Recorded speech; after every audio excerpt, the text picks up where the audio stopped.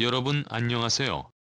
저희는 최신 및 가장 흥미로운 정보가 해외 토픽 속 대한민국을 찾아냅니다. 영상 유익하셨다면 구독과 좋아요, 알림 설정 부탁드리며 댓글로 의견도 남겨주세요. 한국의 KF-21 전투기 3호기는 예상보다 더욱 뛰어난 성능. 일본과 중국산 전투기는 순식간에 격추당합니다. 모두가 알다시피 한국의 차세대 스텔스기인 KF-21은 5세대급 잠재성을 가지고 있으며 이러한 잠재력에 대해서 중국산 짝퉁 전투기들과 비교 대상이 되고는 하는데요. 일본 따위는 전투기조차 개발을 시작하지도 않아 비교 대상조차 없어 가볍게 무시하지만 자칭 중국 공군은 KF-22 전투기와 비슷한 크기의 FC-31 전투기를 개발하고 있어 중국의 국영 매체에선 한국산 전투기는 중국산 전투기와 비교 대상이 되곤 합니다. 하지만 2021년 KF-22 전투기의 3호기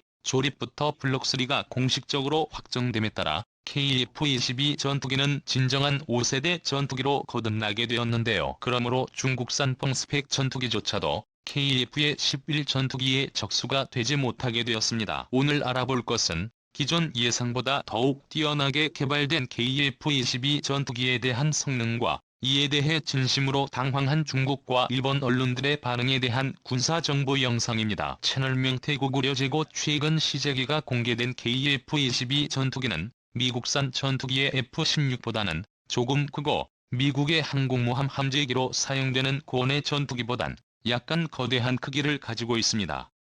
최고 속도는 마하1 58일이며 상속 거리는 2,900km로 기존 스펙보다 상향되었는데요. KF-21은 F-16보다는 성능이 월등하고 4세대 전투기에서 최강자로 불리는 F-15K와는 비슷한 수준의 공격 능력을 갖출 것으로 평가됩니다. 하지만 여기서 KF-22 전투기와 기존 전투기들의 차이점이 드러나게 됩니다. KF-21에는 초기 단계 스텔스 기능이 블록 1부터 곧바로 적용되는데요. 한국형 전투기인 KF-의 11 전투기는 세계에서 가장 연식이 최신형인 전투기로 불리며 과거에 개발되었던 전투기들과 달리 아예 스텔스 디자인을 동체에 적용해 출시되므로 기존 전투기와 비교가 불가능해집니다. 이러한 스텔스 디자인은 적이 레이더의 실제보다 훨씬 작은 형태로 포착되어 KF-의 지배블록은마저도 5세대 이하 전투기 중 스텔스 성능이 가장 뛰어난 것으로 평가받습니다. 향후에도 스텔스 관련 기술을 적용해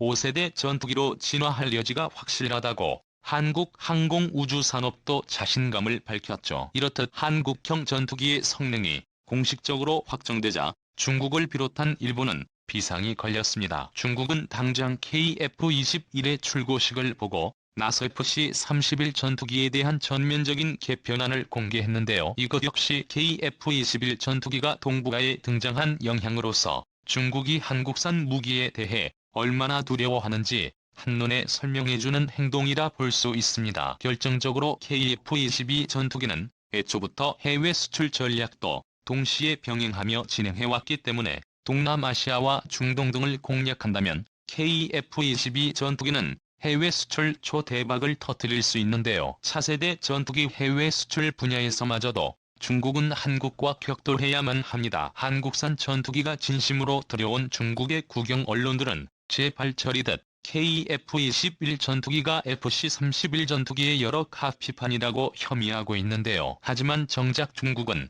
전투기에서 가장 중요한 엔진에서 검은 연기가 나는 등의 치명적인 문제들을 해결하지 못한 상태입니다. 반면 KF-의 21에 사용된 엔진은 F414K로 미국에서 검증되어 사용되어 신뢰성의 엔진입니다. 대국우려 제국 채널 영상 엔진의 성능 검증은 물론 항공모함 함재기 엔진으로도 이미 검증이 완료되었는데요. 이에 대해 한국항공우주산업과 방위사업청은 엔진을 자체 개발할 수도 있었지만 교체 시기가 오래 걸리기 때문에 검증된 엔진을 신속히 도입하는 것을 선택했습니다. 우리나라가 채택한 방식은 계단식 국산화인 고품질 국산화 단계로 현재까지 74%의 부품 국산화를 완료한 상태입니다. 중국 말고도 KF-22 전투기의 등장에 대해 진심으로 두려워하는 나라가 또 하나 있습니다. 바로 일본인데요. KF의 전투기에 새로운 소식이 들려올수록 일본은 자칭 F-3 전투기를 내세우고 있지만 현재 별다른 진전은 없어 보입니다. 더욱이 2019년 미국의 F-35가 전 세계적으로 인기가 많아져 가격이 떨어지자 일본은 자기 전투기에 개발할 비용을 줄이고 F-35에 예산을 투입했는데요. 당시 우리나라에서도 KF-21의 개발을 보류하고 F-35를 추가로 구입하자는 목소리가 많았었습니다. 하지만 우리나라는 개발을 포기하지 않고 강행함으로써 KF에 12월 마침내 출고시키고 앞으로 기술을 개발시켜 5세대에서 6세대급 전투기를 개발할 수 있는 초석을 다졌습니다. 일본이 F-3 전투 개발 과정에서 더욱 더 절망감을 겪을 때마다 우리나라는 계속해서 우리의 기술로 만든 차세대 전투기를 자랑스럽게 바라보며 축배를 들 수 있게 된 것입니다. 모두가 알다시피 한국의 항공기 개발 사례는 같은 선진국과 비교해봐도 기적과 같은 속도입니다. 개발 과정에서는 성능 목표치가 지속적으로 상향 조정되면서 55세대 중 최상급으로 5세대 전투기에 필적하는 수준으로 변화되었습니다. 현재까지 알려진 성능을 종합하자면 전반적 성능은 유럽의 유로파이터와 프랑스의 라파엘, 러시아의 수호의 35 전투기를 빠르게 능가할 것으로 확실히 됩니다. 대고구려 제국TV의 2030년까지 LKF-22 120대가 우리 군에 배치될 전망인데요. 구체적으로 살펴보자면 2016에서 2018년까지 공대공 전투능력만 지닌 블록 1이 40대, 2029에서 2030년에는 성공적으로 개량을 마친 다목적 전투기에 블록도 80대가 배치를 완료합니다. 이어서 2030년대 초 추가 성능 개량을 통한 블록 3 버전 개발도 확정되었죠. 블록 3는 분명한 5세대급 스텔스 전투기가 될 전망입니다. 오직 한국의 기술력으로 모든 성능이 5세대 스텔스 전투기 수준에 등극하는 것이죠. 방위사업청은 2022년까지 KF-11 지상시험을 완료하고 7월 첫 비행 후 2016년까지 개발을 완료한다는 계획입니다. KF-11 전투기 개발이 공식적으로 완료되면 우리나라는 세계에서 13번째로 자국산 전투기를 개발한 국가로 당당히 이름을 올리게 되는 것입니다. 2002년 합동참모회의에서 장기 소유로 사업 추진이 결정된 지 20년 만에 KF-21 보라매 CJ가 정식 출고된 것인데요. KF-FX 사업은 체계 개발 궤도에 오르기까지 그야말로 파란만장한 시간을 거쳤습니다. 사업 진행 과정에서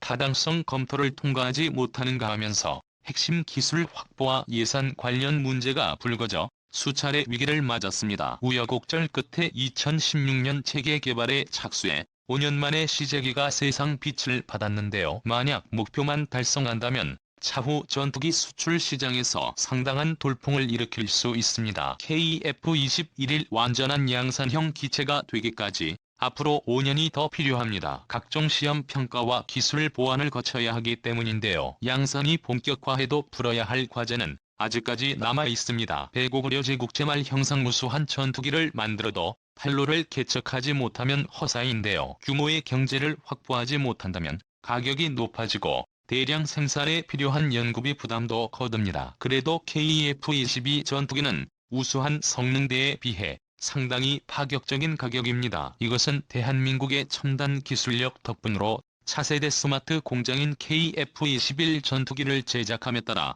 생산 능력과 효율성을 극한으로 향상시켜 가격을 낮추는데 엄청난 도움을 준 것이죠. KF-22 전투기가 우리 영공을 지키게 될 그날이 빨리 왔으면 좋겠는데요. 대한민국의 진정한 자주국방과 미래를 위하여 KF-22 전투기를 진심으로 응원하겠습니다.